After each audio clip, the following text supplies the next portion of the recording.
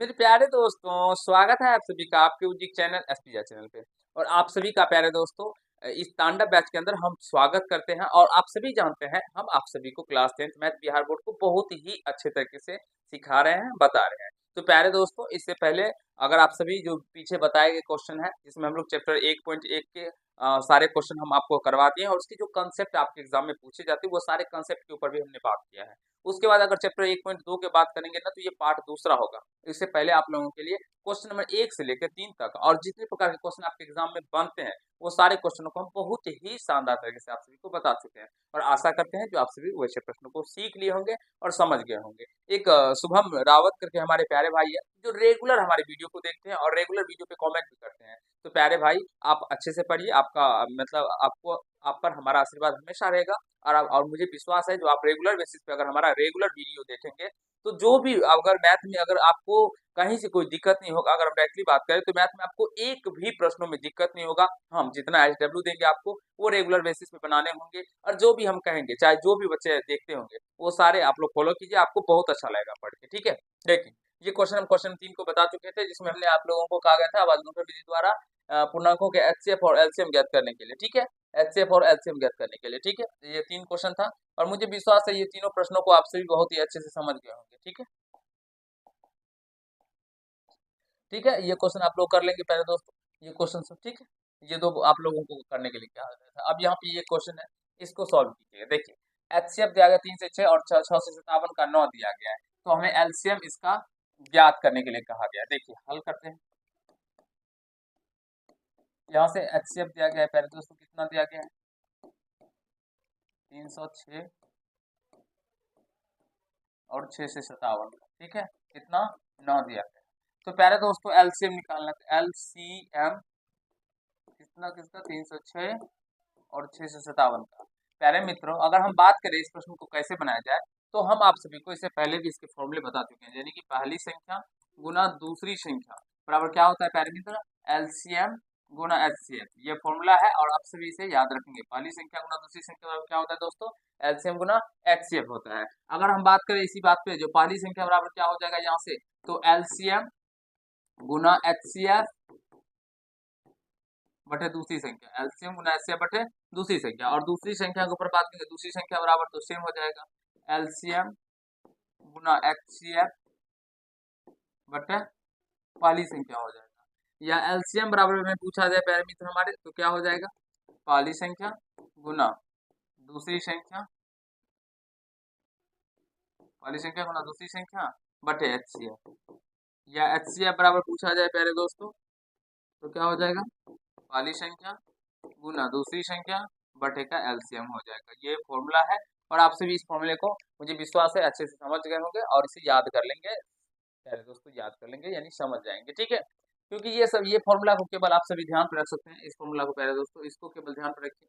और बाद में कि ये फॉर्मूला इसी से निकल के आया है, तो आप सभी समझने का प्रयास कीजिए। अगर समझ जाते हैं तो वो बहुत ही अच्छा होता है, जो फिर आप लोगों को कभी भूलेंगे नहीं। और याद करेंगे तो फिर कितने दिन याद रहेगा दोस्तों? 1 महीने, 2 महीने, 3 महीने हो सकता है, फिर भूल जाइएगा। लेकिन जब आप लोग एक बार समझ जाते हैं तो फिर वो जीवन भर आप लोग भूलते नहीं। हाँ, और ध्यान से हट जाता है, लेकिन जैसे ही देखेंगे ना, आप लोग को फिर अच्छे से समझ में आ जाएगा। अब देखिए, तो एलसीएम बराबर यहाँ पे बताया ना, पहली संख्या इसमें ही दिया गया 3 से 6 गुना दूसरी संख्या 657। अब बटे क्या हो जाएगा प्यारे दोस्तों? एक्स एचसीएफ कितना है? 9, तो 9 दे दीजिए। अब देखिए 9 से कट जाएगा, तो 9 से 9 तिया 27, 3 जीरो 9 चौका 36। तो ये 657 में 34 से गुना करेंगे तो जितना होगा वही इसका राइट एलसीएम हो जाएगा। देखिए, चलिए यहाँ पे गुना कर लेते हैं। 6 से 57 में कितना 34 से, 7 चौके 28 हासिल 2, 5 चौका 20, 2 22 का 2 हासिल 2, 6 चौके 24, 2 26। फिर 3 से 7 किया 21 हासिल 2, 5 से 15, 2 17 का 7 हासिल 1, 6 से 18 हासिल 1 19। जोड़ दी यहाँ से 8 2 1 3 7 6 13 9 2 11 1 12 हासिल 1 1 1 2, यानी 22,338। 22,338 प्यारे दोस्तों, इसका आंसर निकल के आ जाएगा। और मुझे विश्वास है आप सभी समझ गए होंगे, सीख लिए होंगे, कहीं से कोई दिक्कत समस्या किसी भी भाई को नहीं हुआ होगा। ठीक है, एक बार वीडियो को जरूर ही शेयर कर दीजिएगा अपने दोस्तों तक भी, क्योंकि प्यारे दोस्तों जो हम आपको क्वेश्चन सिखा रहे हैं, कंसेप्ट समझा रहे हैं ना, ये कंसेप्ट इस तरह से आप सभी को कोई भी नहीं बताएगा, ठीक है, इतना आसान तरीके से। चलिए अगले क्वेश्चन की ओर चलते हैं प्यारे दोस्तों। अगर पीडीएफ चाहिए, तो प्यारे दोस्तों अगर पीडीएफ चाहिए आप लोगों को, तो एक पीडीएफ करके वीडियो बना हुआ है, जी पीडीएफ कैसे मिलेगा और गुरु जी से कैसे मिल संपर्क कर सकते हैं, तो आप सभी जाके वो वीडियो देख लीजिएगा, ठीक है। चलिए अगला क्वेश्चन। कहा गया जांच कीजिए कि किसी प्राकृत संख्या के लिए संख्या 6 पावर n अंक शून्य, ये प्रश्न में थोड़ा सा इधर उधर हो गया, देख लेते हैं एक बार।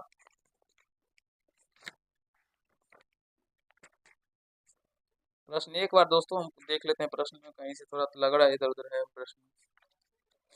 हाँ, जांच की किसी प्राकृत संख्या n के लिए, किसी प्राकृत संख्या n के लिए, यहाँ पे n छूट गया ना। हाँ n, प्राकृत संख्या n के लिए संख्या 6 पे पावर n अंक शून्य पर समाप्त हो सकती है, ये बताना है प्यारे दोस्तों। समझने का प्रयास कीजिएगा। आप सभी भी जानते हैं कि 6 पे पावर n का अंक शून्य के साथ नहीं होगा, ठीक है ना। सबसे पहले हम लोग मान लेते हैं, ठीक है, माना कि a बराबर 6 पे पावर n, ठीक है दोस्तों। कहीं से कोई दिक्कत समस्या किसी भाई को नहीं हुआ होगा, तो a बराबर क्या हो जाएगा, 6 पे पावर n को हम इस तरह से भी लिख सकते हैं, 2 गुना 3 के पावर में n लिख सकते हैं ना। 6 को हमने तोड़ दिया, अब यहाँ से a बराबर क्या हो जाएगा दोस्तों, 2 पे पावर n गुना 3 पे पावर n होगा ना प्यारे मित्रों। समझने का प्रयास कीजिएगा, यहाँ तक किसी भाई को कोई दिक्कत नहीं हुआ होगा। और यहाँ से लिख सकते हैं, लिखेंगे जो यहाँ से लिखे दोस्तों, हम जानते हैं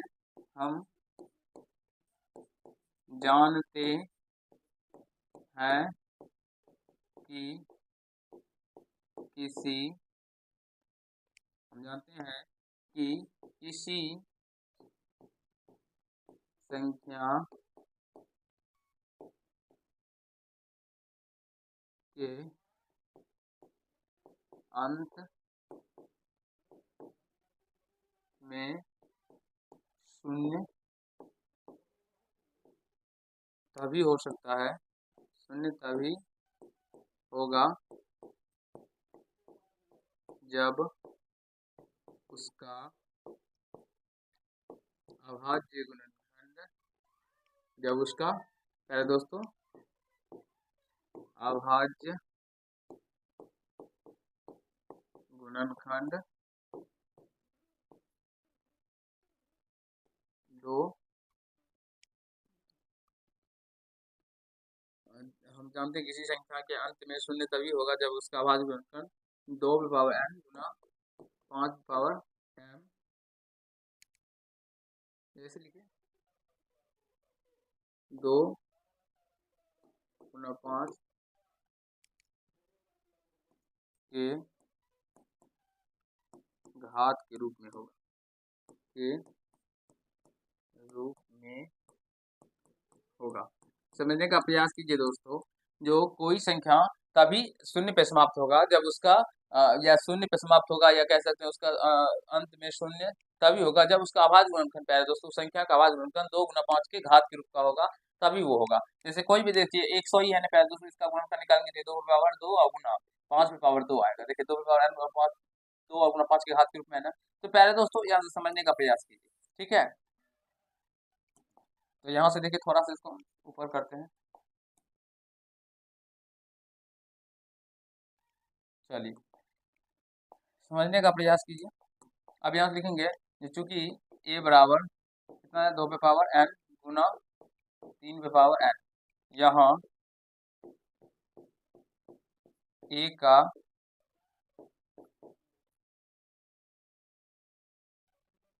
अद्वितीय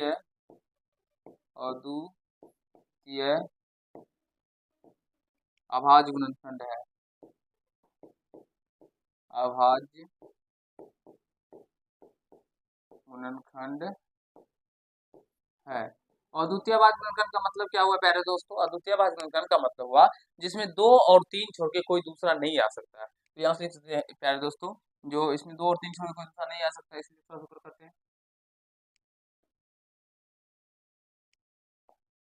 जी। यहाँ a का अद्वितीय अभाज्य गुणनखंड है, इसीलिए a का अभाज्य गुणनखंड 5 नहीं हो सकता, 5 नहीं हो सकता है, हो सकता है। और 5 नहीं होगा प्यारे दोस्तों तो वो शून्य पे समाप्त नहीं होगा। अतः किसी प्राकृतिक संख्या n के लिए 6 की पावर n शून्य पर समाप्त नहीं होगा। प्यारे दोस्तों आशा करता हूँ जो आप सभी समझ गए होंगे, सीख लिए होंगे, कहीं से कोई दिक्कत समस्या किसी भी भाई को नहीं हुआ होगा अच्छे तरीके से, ठीक है ना। समझ गए ना प्यारे दोस्तों, आप सभी आशा करते हैं जो कहीं से कोई दिक्कत समस्या नहीं हुआ होगा। एक बार नोट कर लेंगे या आपको पीडीएफ भी मिल जाएगा प्यारे दोस्तों, लेकिन पीडीएफ तभी मिलेगा जब आप लोगों को बताया गया है जो तरीका, वो तरीका को फॉलो करना पड़ेगा। देख लीजिए यहाँ n अद्वितीय गुणनखंड है तो एक अभाज्य गुणनखंड 5 नहीं हो सकता, अतः 6 n शून्य पर समाप्त नहीं होगा। ठीक है दोस्तों, चलिए व्याख्या कीजिए कितना एक भाज्य संख्या क्यू है। देखिए भाज्य संख्या क्यू है पहले दोस्तों, देखिए तो मान लीजिए हैं, हल करते हैं। माना कि ए बराबर इतना मानते हैं 7 गुना 11 गुना 13 प्लस 13 और बी बराबर क्या हो जाएगा पहले दोस्तों 7 गुना 6 गुना 5 गुना 4 गुना 3 गुना 2 गुना 1 जोड़ 5। ठीक है, ये मान लीजिए। अब पहले दोस्तों यहाँ है तो इसको हल करते हैं तो ए बराबर क्या है 7, देखिए 13 तो 13 कॉमन कर लीजिए तो 7 गुना 11, इधर एक बचेगा प्लस का 1 हो जाएगा तो यहाँ से 13 अगुना 11 7 77 1 78 हो जाएगा। तो पहले दोस्तों यहाँ से 13 अगुना 78, 13 छा के 78 होता है, यानी 2 गुना 3 गुना 13। ठीक है दोस्तों, तो प्यारे दोस्तों यहाँ पे देखेंगे तो यह क्या है प्यारे दोस्तों, तो यह अभाज्य गुणनखंड के गुणनफल के रूप में, अभाज्य गुणनखंड के गुणनफल के रूप में है, तो इसीलिए यह क्या हो जाएगा, यह भाज्य संख्या, यह भाज्य संख्या है। आप बोलेंगे सर कैसे भाज्य संख्या है, ये समझा दीजिए, तो समझने का प्रयास कीजिए। अगर कोई संख्या ले लेते हैं प्यारे दोस्तों, मान लीजिए 21 ले लेते हैं और 21 का जब गुणनखंड निकालेंगे तो 3 और 7 निकल के आए, तो 21 प्यारे दोस्तों 21 का गुणनखंड 3 और 7 निकल के आया, और ये 3 क्या है अभाज्य संख्या, 7 क्या है अभाज्य संख्या, यानी 3 और 7 क्या है अभाज्य गुणनखंड रहता है दोस्तों। तो जब कोई संख्या अभाज्य गुणनखंड के गुणनफल के रूप में होता है तो वह संख्या भाज्य संख्या होता है। ठीक है, तो यहाँ पे कह सकते हैं अगर मान लीजिए कोई संख्या देते, मान लीजिए 5 गुना 7 गुना 9 दे दे, तो 9 नहीं छोड़ दीजिए 11 ही दे दे, तो प्यारे दोस्तों जब कभी भी ये अभाज्य गुणनखंड के गुणनफल के रूप में, तो यह इसे गुना करने पे जो संख्या प्राप्त होगा वो भी एक भाज्य संख्या होगा। ठीक है, क्योंकि इस न संख्या से इसमें भाग लग रहा है। तो प्यारे दोस्तों आशा करता हूँ समझ पा रहे होंगे हमारी बातों को। उसी तरह से यहाँ पे लिखेंगे, फिर यहाँ से बी बराबर क्या करते हैं, तो देखिए इधर 5 है ना, 5 कॉमन कर ले तो 7 गुना 6 गुना 4 गुना 3 गुना 2, अगुना 1 का कोई वैल्यू नहीं है, लिख भी सकते हैं प्लस का 1। तो इसको हल करते हैं तो 5 अगुना, देखिए इसको हल करेंगे कितना होगा, 7 छक्का 42 और 4 तो ये 12 12 दूना 24, 42 और 24, 24 दूना 48, 4 24 96 4 100 और 100 एक जोड़ देंगे कितना होगा 109, यानी 1009 हो जाएगा, इतना निकल के आता है। प्यारे दोस्तों एक बार चेक कर लीजिएगा, इतना ही आता है ना आप लोगों को भी मल्टीप्लाई करके। और यहाँ पे देखेंगे ना प्यारे दोस्तों ये क्या है अभाज्य संख्या, और ये 1009 भी क्या है तो एक अभाज्य संख्या ही है, इसलिए यह भी क्या हो जाएगा प्यारे दोस्तों, यह भाज्य संख्या है, भाज्य संख्या है। ठीक है, आशा करता हूँ समझ गए होंगे, सीख लिए होंगे, क्योंकि कोई भी संख्या अभाज्य संख्या के गुणनफल के रूप में अगर व्यक्त हो जाता है तो इसका मतलब वो कौन सी संख्या होती है, भाज्य संख्या होती है। और वही हमें बताना था जो भाज्य संख्या है क्यों है, ये बताने के लिए। तो प्यारे दोस्तों आपसे भी समझ गए होंगे जैसे प्रश्नों को कैसे बनाया जाता है अपने एग्जाम में, और कैसे आपसे भी अपने एग्जाम बनाएंगे। वैसे बेसिकली देखा जाए तो ये कभी कभी पूछा गया प्रश्न है, ये ज्यादातर नहीं पूछा जाता है। हाँ, लेकिन अगर बात करें ये क्वेश्चन का तो ये भी नहीं पूछा जाता है अधिकतर फिलहाल के टाइम में। ठीक है, अभी के टाइम में हाँ ये क्वेश्चन पूछा जाता है बार बार। फिर ये क्वेश्चन जो अभी आवाज गुणनखंड विधि के द्वारा था तो ये भी पूछा जाता है, तो ऐसे प्रश्नों को सीखिए और समझने का प्रयास कीजिए। ठीक है, चले आगे प्यारे दोस्तों, फटाफट कमेंट कर दीजिए एक बार सारे बच्चे, फिर चलेंगे। चलिए, कहा किसी खेल के मैदान के चारों ओर एक वृत्ताकार पथ है। बड़ी अच्छी बात है प्यारे दोस्तों, जो खेल के मैदान के चारों ओर क्या है, एक वृत्ताकार पथ। अब इस मैदान के एक चक्कर लगाने में सोनिया को 18 मिनट लगते हैं, जबकि इसी मैदान के एक चक्कर लगाने में रवि को 12 मिनट लगते हैं। मान लीजिए ये दोनों एक ही समय एक ही स्थान और एक ही समय पे चलना प्रारंभ करके एक ही दिशा में चलते हैं, कितने समय बाद वो पुनः प्रारंभिक स्थान पे मिलेंगे? देखिए तो सोनिया के द्वारा लिए गए समय, सोनिया के द्वारा, सोनिया बोल इस मैदान का एक चक्कर लगाने, सोनिया को, सोनिया के द्वारा एक चक्कर, सोनिया के द्वारा एक चक्कर लगाने में लगा समय कितना होगा प्यारे दोस्तों? 18 मिनट। ठीक है, और उसके बाद रवि को, तो रवि के द्वारा एक चक्कर लगाने में लगा समय कितना हो जाएगा दोस्तों? 12 मिनट। ठीक है, अब यहाँ से 18 और 12 का आप लोग एलसीएम कर लीजिए, 18 और 12 का। ठीक है, चलिए आभास गुणनखंड की सहायता से बनाते हैं। ठीक है दोस्तों, तो 18 को हम लोग क्या लिखेंगे? 2 नंबर 18, 2 गुना 3 गुना 3, और 12 है ना, तो 12 को क्या लिखेंगे? 2 छाके 12, 2 गुना। तो यहाँ से इसका अधिकतम कहा गया ना, एक ही स्थान पर चलते तो कितने समय बाद पुनः प्रारंभ के स्थान पर मिलेंगे? तो एलसीएम निकाल लीजिए, एलसीएम कितना होगा? दोनों में क्या सब कॉमन आ रहा है? तो 2, उसके बाद प्यारे दोस्तों ये देखिए 3 भी आ रहा है, तो 3, और ये 2 3 छूट जाता है, तो इसको भी लिख दीजिए 2 और ये 3। तो प्यारे दोस्तों 3 दूना 6, 6 12, 12 या 36, कितना निकल के आ गया एलसीएम? 36। तो प्यारे दोस्तों ये 36 मिनट निकल के आ गया इसका एलसीएम। ठीक है, एक बार यहाँ तक समझ लीजिए, आंसर निकल के आ चुका है आप लोगों का, फिर हम लोग आगे बताएंगे हम आपको और सिखाने का प्रयास करेंगे। ठीक है, जल्दी जल्दी बताइए, समझ गए ना दोस्तों? और आपका आंसर देख लेते हैं कितना दिया गया है आपकी बुक में, कितना ही होगा? 36 ही होगा, और थोड़ा सा आप लिखिए बाबू, 36 मिनट। तो प्यारे दोस्तों वो बोल रहा है कितने समय के बाद में पुनः प्रारंभिक स्थान मिलेंगे, लिखेंगे अतः 36 मिनट के बाद पुनः वे दोनों अपने प्रारंभिक स्थान पर मिलेंगे। मेरे प्यारे दोस्तों आशा करता हूँ आप सभी समझ गए होंगे, सीख लिए होंगे, कहीं से कोई दिक्कत समस्या किसी भी भाई को नहीं हुआ होगा अच्छी तरीके से। ठीक है ना, ये आपके विकास चैप्टर 1.2 का लास्ट क्वेश्चन था, और आशा करते हैं जो आप सभी अच्छे से सारे क्वेश्चन को समझ गए होंगे।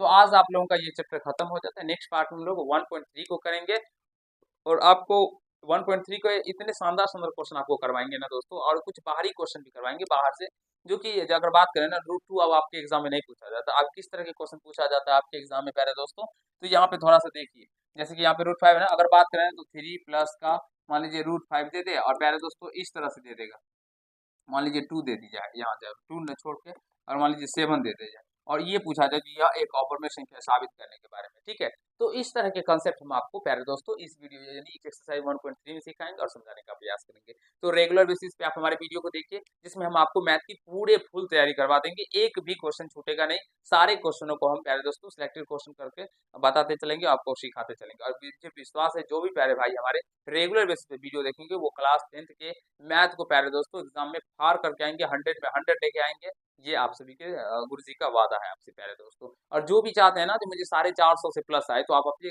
चैनल गुरु जी के चैनल से जुड़ जाइए, निफिक्र होके प्यारे दोस्तों, यहाँ पे सारे सब्जेक्ट की तैयारी बहुत ही जल्द तरीके से करवाई जाएगी, अच्छे तरीके से, और बहुत जल्द, यानी कि क्लास 10th का एग्जाम जैसे ही खत्म होता है 17 फरवरी के बाद से प्यारे दोस्तों, हम आप लोगों के लिए क्लास 10th के साइंस का न्यू बैच लेके आएंगे, मैथिली का न्यू बैच लेके आएंगे, सारे का सब्जेक्ट का न्यू बैच लेके आएंगे। ठीक है, चलिए मिलते हैं नेक्स्ट पार्ट में, तब तक के लिए